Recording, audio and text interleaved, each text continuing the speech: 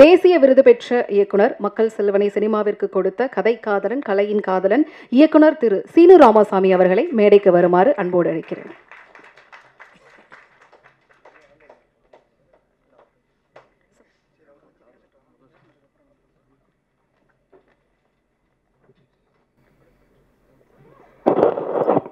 அனைவருக்கும் வணக்கம். கேபிள் சங்கர் இந்த நிகழ்ச்சிக்கு என்னை அழைத்த போது அவர் நீங்கள் பேசணும்னு சொல்லவே இல்லை. நீங்கள் மேடைக்கு வர்றீங்க, சிலருக்கு பரிசு தர்றீங்க அப்படின்னு தான் என்கிட்ட சொல்லியிருந்தார். அப்புறம் அவரோட தொடர்ந்து இந்த நிகழ்ச்சி வர்றதுக்கு முன்னாடி நான் பேசிக்கிட்டு இருந்தது, பகிர்ந்துக்கிட்டு இருந்தது. அப்புறம் தொடர்ந்து நீண்ட காலமாக இந்த ஓடிடி பற்றியும் இது செய்ய போகிற நன்மைகள் பற்றியும் அவர் என்கிட்ட பேசிக்கிட்டு இருந்தார். இன்றைக்கி இந்த இணையதள வளர்ச்சி எல்லாத்தையுமே ஒரு படிக்கிற ஒரு சமூகத்திலிருந்து, எல்லாத்தையுமே படித்து பார்த்து புரிஞ்சுக்கிற ஒரு சமூகத்திலிருந்து இன்றைக்கி பார்க்குற ஒரு தலைமுறை வந்துட்டாங்க. எல்லாத்தையுமே பார்க்கணும் அப்படிங்கிற ஒரு தலைமுறை வந்தாச்சு. இன்றைக்கி பெரும்பான்மையான பெற்றோர்களுடைய மிகப்பெரிய கவலையாக இருக்கிறதே கொடுத்த ஃபோனை எப்படி திரும்ப வாங்குறதுங்கிறது தான். குழந்தைகள் கையில் நாம் கொடுத்த இந்த ஃபோனை எப்படி திரும்ப வாங்கிறது? ஒரே அறையாக இருக்குது, ஆனால் தனித்தனி அறையாக இருக்குது. ஒரே வீடாக இருக்குது, ஒரே அறையாக இருக்குது, ஆனால் அந்த வீட்டுக்குள்ளே தனித்தனி அறைகள் இருக்குது. அப்பா சொன்னால் கேட்க மாட்டேங்கிறான், அம்மா சொன்னால் கேட்க மாட்டேங்கிறான், டீச்சர் சொன்னால் கேட்க மாட்டேங்கிறான், யார் சொன்னாலும் கேட்க மாட்டேங்கிறான், கூகுள் சொன்னால் உடனே கேட்குறான். ஸோ இப்படி ஒரு பக்கம் இருந்து கொண்டிருக்கிற நேரத்தில்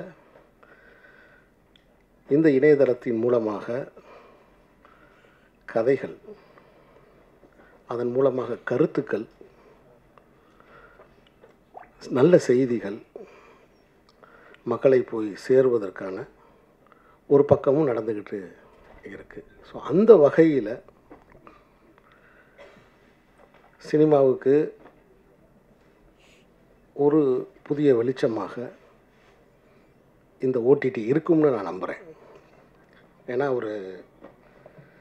இந்த எல்லா புதிய டெக்னாலஜி வழியாகவும் நம்முடைய தமிழ் கதைகள் போய் மக்களை சேர்றது தான் இருக்குது.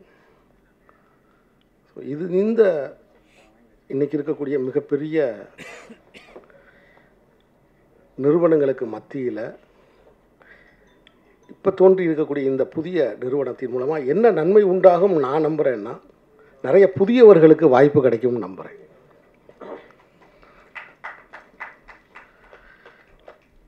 எங்கெல்லாம் வாய்ப்பின் கதவு அடைக்கப்படுதோ அங்கே ஒரு புதிய வாசல் திறந்துக்கிட்டே இருக்குது. ஸோ அதை காலமும் விஞ்ஞானமும் செஞ்சுக்கிட்டே இருக்குது. ஸோ அந்த வகையில் இந்த ஓடிடி ப்ளஸ் இந்த மீடியா வழியாக நிறைய தமிழ் கலைஞர்கள் உலக மக்களோட போய் உரையாடுறதுக்கு, தன் கதைகளை வழங்குவதற்கு ஒரு அடிப்படை தளம் உருவாகுகிற இந்த நேரத்தில் இதில் நான் கலந்து கொண்டு அவர்களை வாழ்த்துவது எனக்கு ரொம்ப உண்மையிலே மகிழ்ச்சியாக இருக்குது. இது ஒரு தன்னம்பிக்கையான ஒரு நாளாகவும் நான் பார்க்குறேன். என்னதான் சினிமா என்பது ஒரு பெரிய திரைக்கான ஒரு அனுபவம், திரையரங்குக்கான மிகப்பெரிய அனுபவம். ஆனால் காலத்தின் துரதிர்ஷ்டம் என்னென்னா, குறிப்பாக இப்போ உதாரணத்துக்கு நம்மளுடைய இந்தியாவை பொறுத்த மட்டும் என்னைக்கு 3 நாட்கள் 500 திரையரங்கம் அப்படின்னு ஒவ்வொரு மாநிலத்துக்கு ஒரு சினிமாவுக்கான வெளியீட்டு விதி வந்துச்சோ, அந்த விதியில் சிறுபடங்கள், கதைப்படங்கள், பெண்களுக்கான படங்கள்லாம் பாதிக்கப்பட்டுருச்சு. ஏன்னா முதல் 3 நாளில் திரையரங்கு நிறையணும், முதல் காட்சியே நிறையணும். அப்படின்னு நட்சத்திர அந்தஸ்து இல்லாத படங்களுக்கு நிச்சயம் கூட்டம் வராது. அப்போ பிஞ்சு, பூ, காய், கனி, அந்த 4 நிலை இருக்கலையா, மவுத் டாக்காகி பேசி மக்கள் வந்து தேட்டரில் வந்து நிற்கிற வரைக்கும் அந்த படங்களை திரையரங்குகளில் தாங்கி பிடிக்க முடியாது. அப்போ 3 நாள் 600 தேட்டர், 500 தேட்டர் அப்படிங்கிற அந்த வியாபார விரிவு இருக்குல்ல, அந்த வியாபார விரிவு தான் நிறைய சிறிய படங்களுக்கு கதவுகளை வந்து அடைச்சிருச்சு. ஆனால் அப்படி அடைத்தாலும் கலையோட வேலையை மேலும் மேலும் முயற்சி பண்ணி வெளியில் வர்றது தான். ஸோ அப்படி நிராகரிக்கப்பட்ட படங்கள் இந்த ஓடிடியின் வழியாக அதில் தன் வாழ்க்கையை பணயம் வைத்திருக்கிற இளைஞர்களுக்கு ஒரு புது வெளிச்சம் தரும் அப்படின்னு நான் ரொம்ப ஆழமாக நம்புகிறேன். அனைவருக்கும் என்னுடைய வாழ்த்துக்கள். வணக்கம். இயக்குனர் திரு கேபிள் சங்கர் அவர்கள் ஒரு மொமெண்ட்டை கொடுத்து சீனு ராமசாமி அவர்களை கௌரவிப்பார்.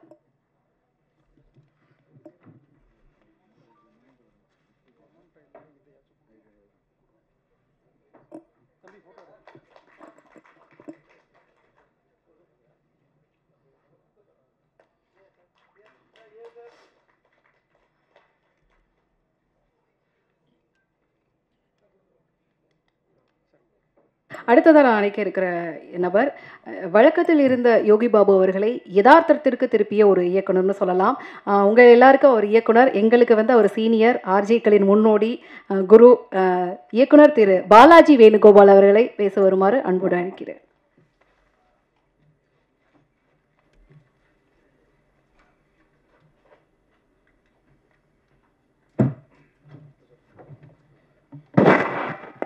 அப்படி என்ன வயசானவங்க நான் கருத்தில் ஒரு சந்தோஷம் வரும். இன்றைக்கி பரவாயில்ல, உங்கள் எல்லாரையும் பார்க்குறது ரொம்ப சந்தோஷம். First thanks for coming.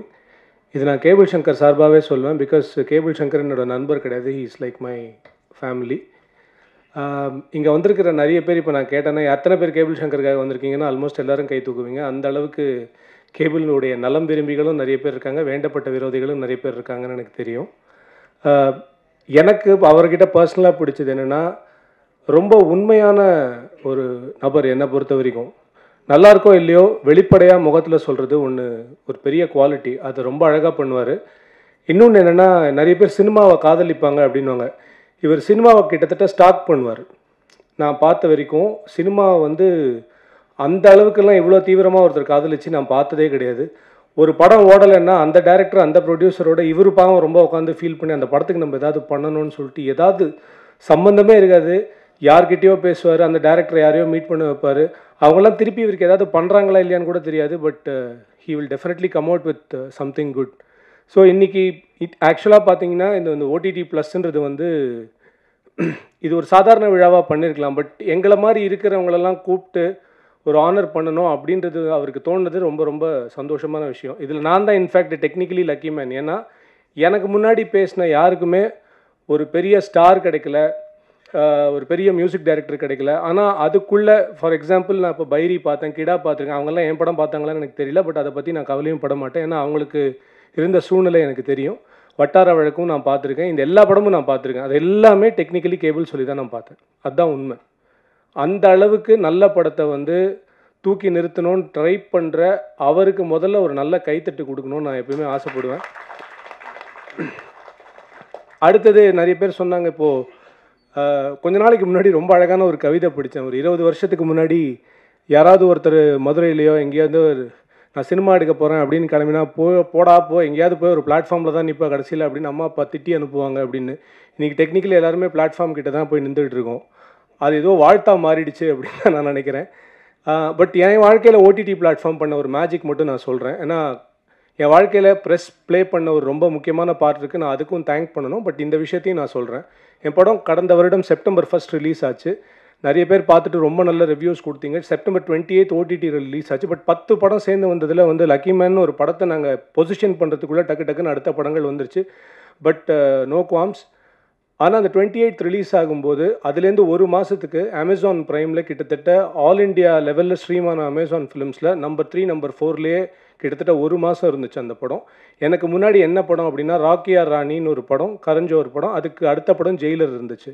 So இந்த 2 படத்தோட பட்ஜெட் அப்படின்றது நீங்கள் என்னன்றது உங்களுக்கே தெரியும். என் படத்தோட பட்ஜெட் என்னவா இருக்குன்றது உங்களுக்கும் தெரியும். பட் ஓடிடி ஆடியன்ஸை பொறுத்த வரைக்கும் பட்ஜெட்லாம் அவனுக்கு கவலை கிடையாது. கண்டென்ட் நல்லா இருந்துச்சுன்னா அவன் எந்த படத்தையும் தூக்கி கொண்டாடுறதுக்கு தயாராக இருப்பான். ஸோ அந்த மாதிரி கண்டென்ட் ட்ரிவன் பிளாட்ஃபார்ம்ஸ் வருது அப்படின்றது வந்து என்ன மாதிரி இருக்கக்கூடிய படைப்பாளிகள் இன்னும் நிறைய படைப்பாளிகளை உருவாக்கும். அதனால தான் நான் இந்த மாதிரி ஒரு தளம் ஒன்று ஆரம்பிக்கிறாங்க அப்படின்னு சொல்லும்போது ரொம்ப சந்தோஷமாக வந்தேன். அண்ட் சீனு ராமசாமி சாருக்கு என்ன ஞாபகம் இருக்குமான்னு தெரியல, அவர் தென்மேற்கு பருவக்காற்று படம் எடுத்துகிட்டு வரும்போது ஹலோ எஃப்எம்மில் அவர், விஜய் சேதுபதி அண்ட் அந்த டீம் எல்லாருமே வந்து நான் இன்டர்வியூ பண்ணியிருக்கேன். ஐ திங்க் அந்த இன்டர்வியூ முடிச்சுட்டு தான் அவங்க வந்து போனாங்க, ஃபஸ்ட்டு ஷோக்கே போனாங்க. எனக்கு இன்னும் நான் சொல்கிறேன், எனக்கு அவர்கிட்ட ரொம்ப பிடிச்ச விஷயம் என்னென்னா, படம் ஓடுது ஓடலன்றது அவர் கவலையே கிடையாது. என் வாழ்க்கையில் நான் நல்ல படம் மட்டும்தான் எடுப்பேன்னு ஒருத்தர் வந்து ஒரு தீர்மானத்தோடு இருக்கார். இதுலேருந்து எண்ணி இன்னும் 25-30 வருஷம் கழிச்சு கூட நீங்கள் பார்த்தீங்கன்னா, நீர்ப்பறவை மாதிரி ஒரு படத்தை ஒரு டேரக்டரால் எடுக்க முடியாது, தர்மதுரை மாதிரி ஒரு படத்தை ஒரு டேரக்டரால் எடுக்கவே முடியாது. அவ்வளோ நல்ல படங்கள் அது. அதுதான் என்னென்னா, அது எப்படின்னா டெக்னிக்கலி ஒரு அணில் மாதிரி. அது எத்தனை பேருக்கு அணில் கதை தெரியும்னு தெரியாது. அணில் என்ன பண்ணுமா, உலகத்தில் இருக்கிற கிட்டத்தட்ட ஒரு 10% காடுகள் வந்து அணில் தான் ஃபார்ம் பண்ணிச்சுன்னு சொல்லிட்டு ஒரு தியரி இருக்குது. ஏன்னா அணில் ஏதாவது பழத்தை சாப்பிட்டுச்சுன்னா அதனுடைய விதை என்னைக்காவது நமக்கு தேவைப்படும் சாப்பிட்றதுக்கு அப்படின்னு சொல்லிட்டு அதை புதைச்சி வச்சுட்டு அது போயிடுமா, அது மறந்துடுமா டெக்னிக்கலி. அப்படி அது புதைச்சி வச்ச விஷயங்கள் தான் மிகப்பெரிய காடுகளாக இருக்குன்னு. அந்த மாதிரி அவர் பண்ணுறது எல்லாத்தையுமே நல்லது பண்ணிட்டு போயிட்டே இருக்கார். ஸோ இன்றைக்கி இந்த மேடைக்கு வந்து என்ன மாதிரி இருக்கிறவங்களெல்லாம் ஒரு ஆனர் பண்ணணும் அப்படின்னு சொல்கிறதும் அவர் பண்ணுற ஒரு நல்லது தான் நான் நினைக்கிறேன். என்னமோ தெரில, எனக்கு ரொம்ப பிடிச்சி நான் ஒரு ஏகலைவனாக பார்த்து ரொம்ப சந்தோஷப்படுற பாலு மகேந்திரா சார் கையால் நான் ஏதோ ஒன்று வாங்க போகிறேன்னு எனக்கு தோணுது அவர் மூலமாக வாங்குறது. ஸோ ரொம்ப சந்தோஷம். அண்ட் இந்த டீமில் இருக்கிற எல்லாருக்குமே ரொம்ப என்னுடைய வாழ்த்துக்கள். அப்புறம் குறிப்பாக என் தம்பி ஜெயச்சந்திர அஷ்மி ரொம்ப அடக்கமாக பேசிட்டான். இப்போது சமீபத்தில் வெளியான லேபிள் வெப் சீரிஸ்க்கும் அவன் தான் ரைட்டர், ரொம்ப மிகப்பெரிய ரைட்டர். அவன் பார்த்தா கொஞ்சம் அமைதியாக இருப்பான், but he is going to be a dynamite very soon. I am very soon he's a dynamite right no, but still இதுக்கப்புறம் பெருசாக வெடிப்பான்னு நினைக்கிறேன். அண்ட் ப்ரெஸ் எல்லாருக்கும் ரொம்ப ரொம்ப நன்றி. அண்ட் உங்கள் எல்லாருக்கும் தெரியும் இது என்ன பண்ணணும்னு. அண்ட் இந்த டீமுக்கு தொடர்ந்து ஆதரவு கொடுங்க. இந்த டீமுக்கு நான் சொல்லக்கூடிய ஒரே ஒரு வார்த்தை என்னென்னா, இன்றைக்கி எல்லோரும் இருப்போம் சார், நாங்கள்லாம் வீட்டுக்கு கிளம்பி போய்டுவோம், ட்வீட் போடுவோம், ஃபேஸ்புக்கில் ஸ்டேட்டஸ் போடுவோம், வாழ்த்துக்கெல்லாம் தெரிவிச்சிடும். ஆனால் நாளைக்கு ஆஃபீஸில் நீங்கள் மட்டும் தான் இருப்பீங்க. அப்போது நீங்கள் யோசிக்க வேண்டியது என்னென்னா, எந்த மாதிரி கண்டென்ட் அப்படின்னு யோசிச்சிங்கன்னா, நான் ஒரே சிம்பிள் ஸ்ட்ராட்டஜி தான் வச்சுருக்கேன். இன்டென்ட் நல்லா இருக்கிற கண்டென்ட்டை எடுங்க, வாழ்க்கை ஓஹோன்னு இருக்கும். அவ்வளோதான் நான் சொல்கிறேன். Thank you so much. Thanks for your time sir. Thanks.